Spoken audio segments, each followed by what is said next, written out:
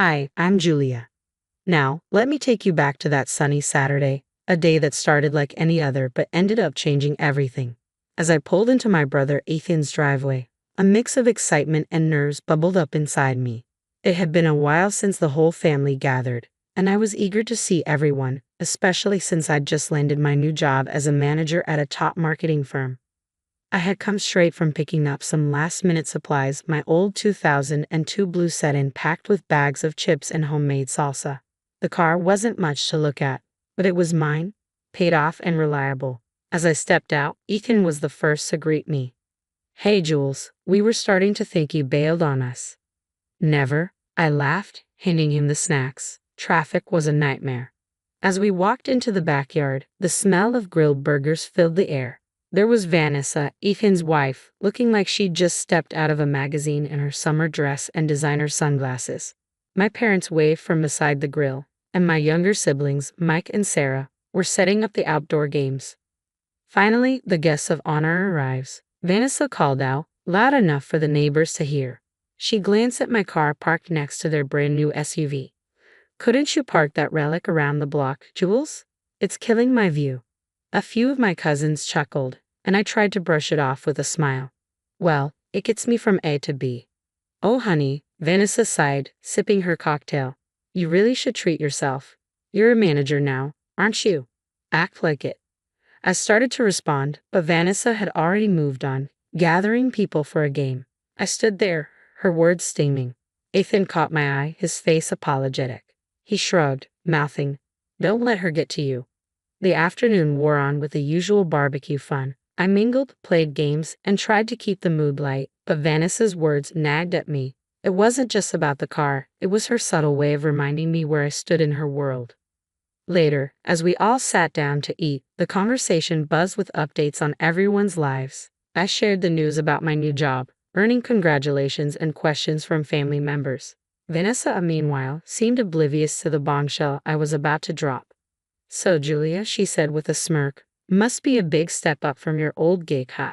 Hopefully, they're paying you enough to get rid of that car soon." She nudged Ethan, grinning. Before I could reply, my mom spoke up. "We're all proud of Julia. She's worked hard for this." The meal continued, filled with laughter and stories, but the tension simmered beneath the surface. As the sun set and people started saying their goodbyes, I helped clean up, the weight of Vanessa's arrogance and the looming reality of Monday morning filling my thoughts. Little did she know, the tables were about to turn. Walking into the sleek glass building on Monday, my stomach flipped with nerves. First days are always nerve-wracking, but this wasn't just any first day. I was stepping into a managerial role at one of the most prestigious marketing firms in the city. The receptionist greeted me with a bright smile as I passed through the lobby. "Good morning, Julia. They're ready for you upstairs." Stepping out of the elevator, I was met with a round of applause from my new team. Mr. Carter, the director, shook my hand warmly. "Everyone, let's officially welcome Julia as your new project manager." The room buzzed with cheers and polite clapping. Scanning the faces, my eyes landed on Vanessa. Her applause was slow, her smile tight. She hadn't known I was going to be her boss until this very moment. "Let's catch up after this, Julia," Vanessa said, her tone a mixture of surprise and forced cheerfulness. "Sure, let's do that," I replied calmly, keeping my voice professional, masking the swirl of emotions inside. As the team settled in, I took my place at the head of the conference table and outlined the morning's agenda. Vanessa's eyes remained glued to her notepad, scribbling furiously, avoiding my gaze. When the meeting wrapped up, the team dispersed, but Vanessa lingered, her steps hesitant. "Julia, about the barbecue. I hope there are no hard feelings," she said softly, her voice a stark contrast to her usual boldness. "Vanessa, let's keep our focus on work. Personal matters stay outside these walls," I replied, offering her a polite but distant smile. "Of course, you're right," she nodded, her eyes darting away, unable to fully mask her unease. Over the next few days, I dove deep into project files and performance reports. Vanessa's work stood out, though not for good reasons. There were discrepancies in her project timelines and budget allocations that didn't add up. During our one-on-one meetings, I addressed them head-on. "Vanessa, I've noticed some discrepancies in the Smith account. Can you walk me through your process here?"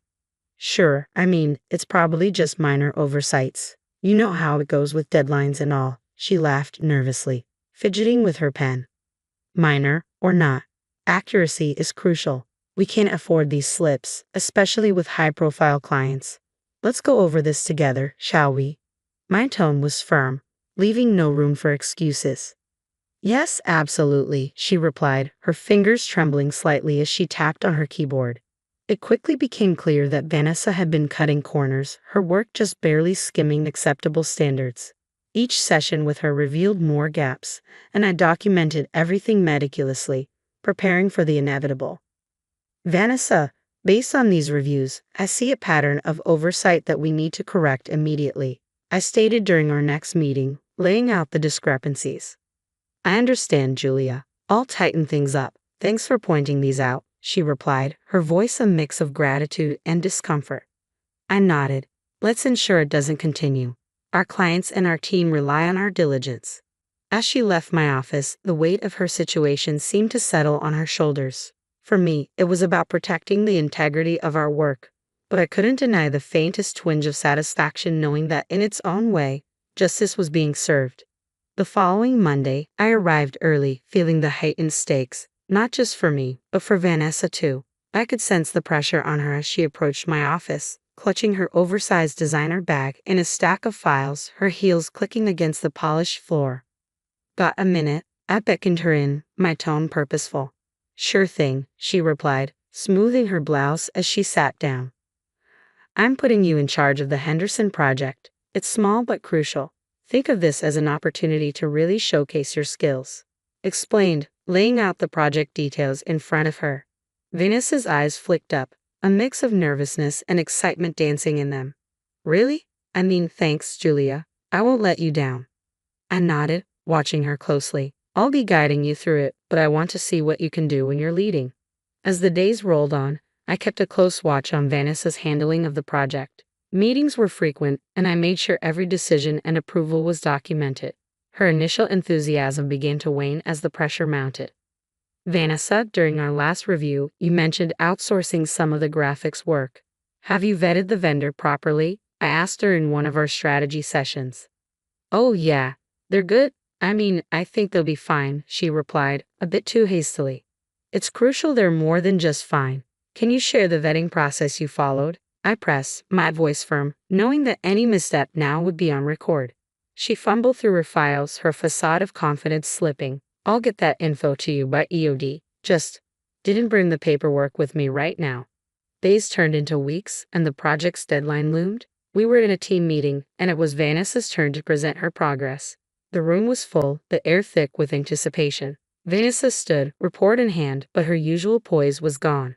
All right, let's see. For the marketing strategy, we're planning to. She stumbled over her words, her report lacking the depth and clarity expected. From the corner, Mr. Carter raised his eyebrows and gave me a slight nod. This was the moment. As she floundered, I interjected.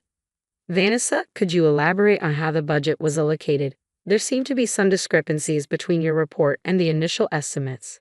Her face flushed. Well, I had to make some last-minute changes. The costs, they kind of got away from me. I see. It's crucial we stick to the planned budgets, especially with new clients, I remarked, turning to the team. It's important we all learn from this. The meeting ended with the team shuffling out, murmurs of concern about the project's status filling the room. Vanessa lingered, her defeat almost palpable. Julia, I tried to handle it. I don't know what went wrong, she confessed, her voice low. Managing projects is about oversight and adaptability, Vanessa. Let's discuss how we can rectify this, I said, my tone firm but not unkind. This moment wasn't just about her failure, it was about setting a standard for everyone. She nodded, agreeing to meet later. I documented everything meticulously.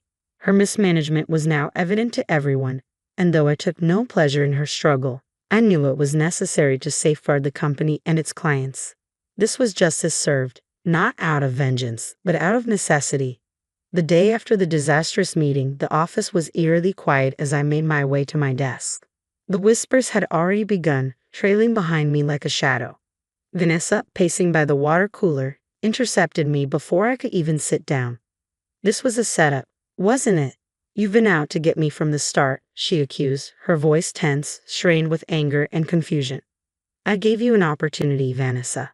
The outcome was in your hands, not mine, I responded, calm and measured against her rising pitch. But you watched me fail. You could have helped more, guided me. Vanessa's voice cracked, her desperation clear in her eyes. Helping is one thing, but doing your job for you is another, I replied calmly. We all have to meet our standards, and unfortunately, you didn't meet yours. She scoffed, throwing her hands up. So that's it, huh? You're just going to watch me go down? I document everyone's performance, Vanessa. It's not personal. It's my job. Later that afternoon, Mr. Carter called us both into his office. The atmosphere was thick, almost suffocating, as Vanessa and I sat across from him. He laid out the papers I had compiled, her mismanaged budgets, unvetted vendors, and timeline discrepancies. After reviewing the evidence and considering Julia's observations, we decided it's best for the company that we part ways with you, Vanessa, Mr. Carter said. Her face went pale, her previous fire extinguished by the weight of the decision. I understand, was all she could manage, her voice barely a whisper. News of Vanessa's termination spread quickly. At the next family gathering, the mood was mixed. My brother Ethan approached me as I poured myself a cup of coffee. I know it's been rough, Jules. Are you okay? His concern was genuine, and I was touched. I did what was necessary, Ethan. It wasn't about revenge. It was about integrity. He nodded, clapping a hand on my shoulder. I know, sis, and I think, deep down, everyone else knows too. Our parents, ever supportive, made no comment on Vanessa's absence, choosing instead to focus on the family being together. As the night wore on, the heaviness lifted somewhat, laughter and chatter filling the space between us. Driving home later, the quiet hum of my reliable old car gave me a moment to reflect. Sitting in the driver's seat, watching the streetlights blur past, I thought about everything that had happened. My job demanded tough choices, ones that affected not just me but the people around me. While I never sought to hurt Vanessa personally, my role was clear: to uphold a standard. Ensuring justice at work meant making hard decisions even if they impacted family. And though the weight of those decisions was heavy, I drove on, knowing I had done my job with fairness and integrity. The road ahead was clear, guided by the principles I valued most. So, what do you think? Was Julia right in how she handled Vanessa's situation, strictly upholding her professional duties? Or could she have been more supportive despite their past issues? Share your thoughts in the comments below.